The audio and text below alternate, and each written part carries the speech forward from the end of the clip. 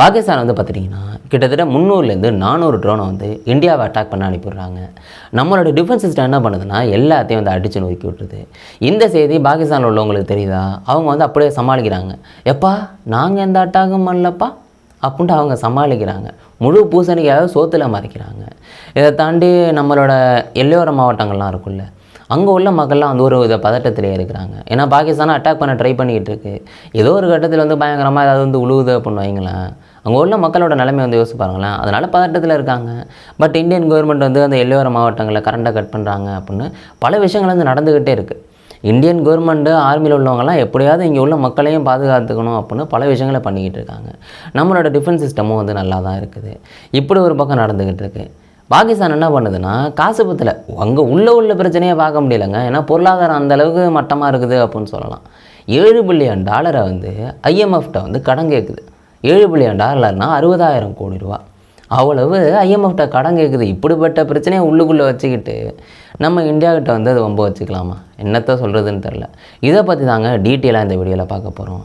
இப்போ இந்த வீடியோ வந்து நான் லேட் நைட்டு தான் எடுக்கிறேன். இந்த நேரத்துலேயே வந்து பார்த்துட்டிங்கன்னா பாகிஸ்தான் உள்ள அட்டாக் பண்ணுறாங்களான்னு தெரில. ஆனால் ஜம்மு காஷ்மீர், ஸ்ரீநகர் அந்த இடத்துலலாம் வந்து சத்தம் கேட்குறதா வந்து வாசிக்க முடிஞ்சது. பட் அங்கே என்ன நடந்ததுங்கிறது எக்ஸாக்ட் விஷயம் இன்றைக்கி நைட் நடக்கிறது நாளைக்கு தான் வந்து தெரிய வரும். சரி, ஓகே, நேற்று நைட்லேருந்து இன்றைக்கி வரைக்கும் என்ன நடந்துச்சு அப்படிங்கிறத டீட்டெயிலாக பார்க்க ஆரம்பிப்போம். இந்திய வெளியுறவுத்துறை அமைச்சகம் வந்து பார்த்திங்கன்னா ஒரு ப்ரெஸ் மீட் கொடுக்குறாங்க. அதில் என்னென்ன நடந்துச்சு, இதை பண்ணியிருக்கோம் அப்படின்னு வந்து சொல்கிறாங்க. மொதல் விஷயமா வந்து பார்த்துட்டிங்கன்னா நான் சொன்னேன்ல அந்த ட்ரோன் அட்டாக்கு, நேற்று நைட்டு வந்து பார்த்துட்டிங்கன்னா இது மாதிரி ட்ரோன் அட்டாக் நடக்குது. நம்மளோட டிஃபென்ஸ் சிஸ்டம் எல்லாத்தையும் வந்து காலி பண்ணி விட்டுருது.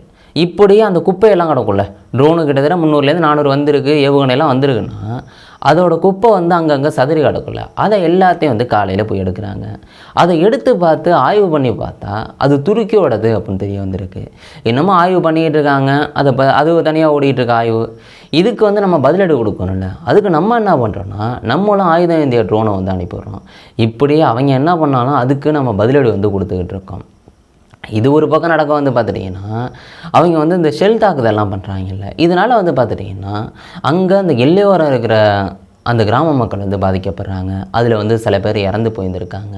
அப்படிங்கிற சுச்சுவேஷன்லாம் வந்து இருக்குது. நம்ம பதிலடி கொடுக்குறதுலையும் அங்கே வந்து பல பேர் இறந்துருந்துருக்காங்க. நம்ம வந்து அந்த ஆப்ரேஷன் சிந்தூர் அப்படின்னு அட்டாக் பண்ணி அடித்ததே வந்து பயங்கரவாதிகளை குறி வச்சு தான் அடித்தோம். ஆனால் அவங்க என்ன பண்ணுறாங்கன்னு பார்த்துட்டிங்கன்னா இங்கே உள்ள பொதுமக்களை வந்து குறி வைக்கிறாங்க. அவங்கெல்லாம் பார்க்குறதே கிடையாது. எப்போ அந்த நகரம் இருக்கா, அவங்க வந்து எப்படியாவது அட்டாக் பண்ணிட்டா போதும் அப்படின்னு வந்து நினைக்கிறாங்க. இவங்க வந்து மதஸ்தலங்களை வந்து அடிக்கிறாங்க. கோவில், குருத்வாரு அப்படின்னு பல இடங்களை வந்து அடிக்கிறாங்க. இப்படி அவங்க வந்து ஒரு காரணமே இல்லாமல் வந்து கண்ட மேனிக்கு வந்து அடிக்கிறாங்க. ஆனால் நம்மளோட டிஃபென்ஸ் சிஸ்டம் வந்து எல்லாத்தையும் காலி பண்ணி விட்டுருது. இது மாதிரி வந்து பார்த்துட்டிங்கன்னா ஒரு மாவட்டத்தில் உள்ள அந்த குருத்வாரை வந்து அடிக்கிறாங்க. இப்படி அடித்ததில் வந்து பார்த்துட்டிங்கன்னா அது சேதமடையுதா? இதுக்கு வந்து அவங்க என்ன சொல்கிறாங்கன்னா நாங்கள் வந்து இதெல்லாம் வந்து அடிக்கவே இல்லைப்பா, இந்தியாவே வந்து அடிச்சுட்டு எங்கள் மேலே பலியை போடுது அப்படின்னு அவங்க சொல்கிறாங்க. அதாவது நம்ம நாட்டுக்குள்ளே இருக்கிற ஒரு மத ஸ்தலத்தை வந்து நம்மளே அடிப்போமா? இன்னும் ஒரு கேவலமான செயலை வந்து அவங்க சொல்கிறாங்க. அதையும் தாண்டி அங்கே உள்ள தேவாலயங்களையும் வந்து நம்ம வந்து அடித்தோம் அப்படின்னா அதையும் ஒரு காரணம் சொல்கிறாங்க. நம்ம இந்தியன் கவர்மெண்ட்டு பயங்கரமாக பிளானை போட்டு எங்கெங்கே பயங்கரவாதிகள் இருக்காங்களோ அங்கே தான் வந்து அடித்தாங்க. ஆனால் அவங்க இப்படி ஒன்று சொல்கிறாங்க.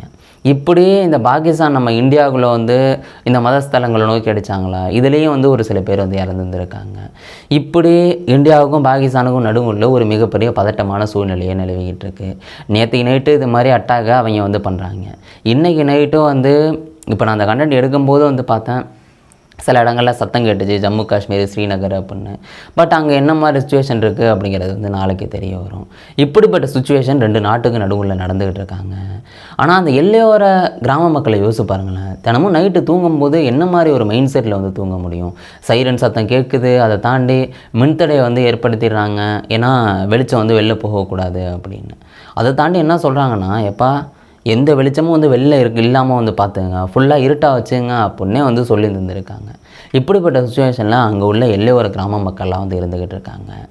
இதை தாண்டி குஜராத் கவர்மெண்ட் வந்து சொல்லுதுங்க, இது மாதிரி யாரும் இந்த ட்ரோன்லாம் யூஸ் பண்ணாதீங்க, ட்ரோன்னா வந்து சும்மா அந்த வீடியோ எடுக்கிறதுலாம் ட்ரோன் வாங்கி வச்சுருப்பாங்கள்ல, அதெல்லாம் யூஸ் பண்ணாதீங்கப்பா, ஒரு குறிப்பிட்ட நாள் போகட்டும் அப்படின்னு வந்து சொல்லியிருக்காங்க. எப்பேற்பட்ட நிகழ்ச்சியாக இருந்தாலும் சரி, நீங்கள் ட்ரோனை யூஸ் பண்ணக்கூடாது அப்படிங்கிற கட்டளையை குஜராத் வந்து போட்டிருந்திருக்கு. அதை தாண்டி பட்டாசு வெடிக்கக்கூடாது அப்படிங்கிறதையும் சொல்லியிருக்காங்க. ஏன் பட்டாசு வெடிக்கக்கூடாதுன்னா, அந்த சத்தம் கேட்டு, ஏன்னா இங்கே குண்டு சத்தமே கேட்டுக்கிட்டு இருக்குது, இங்கே இவங்க எப்படி பண்ணாங்கன்னா என்ன பண்ணுறது, அதனால் பட்டாசு சத்தம் இந்த ட்ரோன்லாம் யூஸ் பண்ணக்கூடாது அப்படின்னு சொல்லியிருக்காங்க. ராஜஸ்தானில் வந்து பார்த்துட்டிங்கன்னா ஒரு மாவட்டத்தில் சொல்லியிருக்காங்க, இது மாதிரி நீங்கள் ட்ரோனை யூஸ் பண்ணக்கூடாது. இவங்க என்ன பண்ணுறாங்கன்னா அதுக்கும் மேலே போய் உங்களில் ட்ரோன் இருந்தது அப்படின்னா நீங்கள் வந்து பக்கத்தில் இருக்க போலீஸ் ஸ்டேஷனில் போய் அதை கொடுத்துருங்க, நீங்கள் பிறகு வாங்கிக்கலாம் அப்படின்னு சொல்லியிருக்காங்க. இங்கே இன்னமும் ஒன்று என்ன சொல்லியிருக்காங்கன்னா 2 மாதத்துக்கு இங்கே பட்டாசே வெடிக்கக்கூடாது அப்படிங்கிற கட்டளையும் வந்து போட்டிருக்காங்க. ஏன் இந்த ட்ரோன்லாம் யூஸ் பண்ணக்கூடாது அப்படின்னு கேட்டிங்கன்னா, ஏன்னா எதிரி நாட்டு ட்ரோனும் உள்ளே வந்துக்கிட்டு இருக்குது, இது எந்த ட்ரோனு அப்படின்னு தெரியாமல் எதை அட்டாக் பண்ணுறது, அதனால் ட்ரோனை யூஸ் பண்ணக்கூடாது அப்படின்னு சொல்கிறது ஒரு நல்ல விஷயந்தான். இப்படி கவர்மெண்ட்டும் வந்து பார்த்து வந்து பண்ணிக்கிட்டு இருக்காங்க. இப்படி ஒரு பக்கம் நடக்க வந்து பார்த்துட்டிங்கன்னா, இந்த எக்ஸ் தளம் இருக்குல்ல, அதாவது ட்விட்டர், அங்கே வந்து இந்த அடிச்சுக்கிறது பிடிச்சிக்கிறது, இந்த இதை பற்றி பேசுகிறது, கருத்து தெரிவிக்கிறதுன்னு இருக்குல்ல, இதில் வந்து கிட்டத்தட்ட 8000 கணக்குகளுக்கு மேலே வந்து முடக்கிறாங்க இந்தியாவில். இது மாதிரி தப்பான தகவலை பரப்புறது, அப்புறம் பாகிஸ்தானில் உள்ள கணக்கு அப்படின்னு பல விஷயங்களை இது பண்ணி அதை எல்லாத்தையும் வந்து முடக்கிறாங்க. இன்னமும் அதுக்கான பணிகள் வந்து போய்கிட்டு தான் இருக்குது. இதில் வந்து என்ன பண்ண வந்து பார்த்துட்டிங்கன்னா, இந்தியாவில் இருந்துக்கிட்டு அங்கே சப்போர்ட் பண்ணுறவங்களுக்கு ஆள் இருக்குதுல்ல, அதெல்லாம் பார்க்கும்போது நீங்கள் ட்விட்டரை உள்ளே போய் பார்த்தாலே வந்து இப்படி பண்ணிக்கிட்டு இருக்காங்க. அது எல்லா கணக்கும் முடக்கிறதுல வந்து எந்த தப்புமே கிடையாது.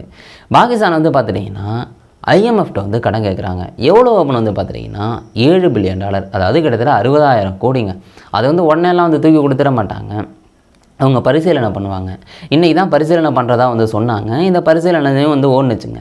அதில் இந்தியன் கவர்மெண்ட் என்ன சொன்னிச்சுன்னா, எப்பா நீங்கள் பாருங்கள், இதுக்கு முன்னெல்லாம் வந்து கடன் கொடுத்துறீங்க, அதெல்லாம் அவங்களுக்கு என்ன செலவு பண்ணாங்க அப்படின்னு பல விஷயங்களை வந்து சொல்லியிருக்காங்க.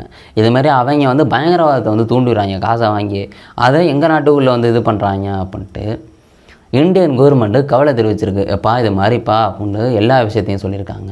அதை எல்லாத்தையும் பரிசீலனை பண்ணி எவ்வளோ கொடுக்கலாம் அப்படின்னு வந்து அவங்க வந்து முடிவு பண்ணுவாங்க. அது வந்து நம்ம நாளைக்கு இதை பற்றி பேசுகிறோன்னா வந்து பேசுவோம். இப்படிப்பட்ட சுச்சுவேஷனில் பாகிஸ்தானை பற்றி யோசிச்சு பாருங்களேன், அங்கே ஒன்றுமே இல்லைங்க, கிட்டத்தட்ட பொருளாதாரம் வந்து ரொம்ப மோசமாக இருக்குது, அந்தளவுக்கு கடன் வாங்கி தெரிஞ்சுக்கிட்டு இருக்காங்க. இப்படி கடன் வாங்கி பயங்கரவாதத்தை தூண்டி நம்மளை அழிக்க ட்ரை பண்ணுறாங்க. இதெல்லாம் என்ன வந்து சொல்ல, $7 பில்லியன், 60,000 கோடி கடனாக யோசிச்சு பாருங்கள். அங்கே உள்ள சுச்சுவேஷன் அந்த மாதிரி வந்து இருந்துக்கிட்டு இருக்கு. ஒவ்வொரு வருஷமும் அந்தளவுக்கு வந்து கடன் வாங்கிக்கிட்டு வந்து இருந்துக்கிட்டு இருக்காங்க. அதுவும் வந்து அங்கே உள்ள மக்களுக்கு ஹெல்ப் பண்ணுறாங்களோ இல்லையோ, பயங்கரவாதத்தை வந்து நல்லா தூண்டி விட்டுக்கிட்டு இருக்காங்க. இது ஒரு பக்கம் நடக்குதாங்க. உலகத்திலே வந்து கிட்டத்தட்ட கிரிக்கெட்டில் ஒரு பெரிய டோர்னமெண்ட் அப்படின்னா IPL. அந்த IPL வந்து இந்த மாதிரி நம்ம இந்தியாவுக்கும் பாகிஸ்தானுக்கும் நடுவில் இந்த பிரச்சனையால் அதை வந்து க்ளோஸ் பண்ணி வச்சுருக்காங்க ஒரு வாரத்துக்கு. எப்போ ஒரு வாரம் எதுவும் வேண்டாம் அப்படின்னு. இப்படி இதை ஸ்டாப் பண்ணணும்னு வந்து பார்த்துட்டிங்கன்னா இங்கிலாந்து வந்து சொல்லியிருக்காங்க போல், இது மாதிரி நாங்கள் வந்து அந்த மிச்ச IPL நாங்கள் வந்து நடத்தி தரோம் அப்படின்னு. பட் இருந்தாலும் அதெல்லாம் வந்து இன்னும் கன்ஃபார்ம் ஆகலை.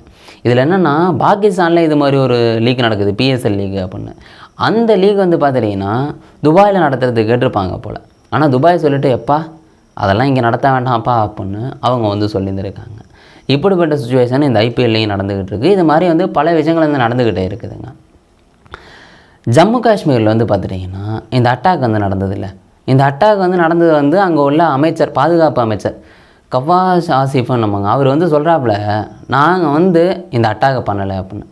ஏன் அப்படி அவர் சொல்கிறாருன்னா, ஏன்னா பெரிய லெவலில் அட்டாக் வந்து இந்தியாவுக்குள்ளே பண்ண முடியலை, அது வந்து அவங்களுக்கு நோஸ் கட்டாக இருக்குல்ல, அதனால வந்து மறைக்கிறாங்களாம், நாங்கள் வந்து எதுவுமே பண்ணலை அப்படின்னு. நான் ஆரம்பத்தில் சொன்ன மாதிரி முழு பூசணிக்காய் வந்து சோத்தில் மறைக்கிறாங்க, நாங்கள் பண்ணலை அப்படின்னு. நாங்கள் அட்டாக் பண்ணால் கண்டிப்பாக வந்து வெளில தெரியும், அது நாங்கள் தான் அட்டாக் பண்ணோம் அப்படின்னு தெரியும்னு அந்த அமைச்சர் வந்து சொல்கிறாப்புல.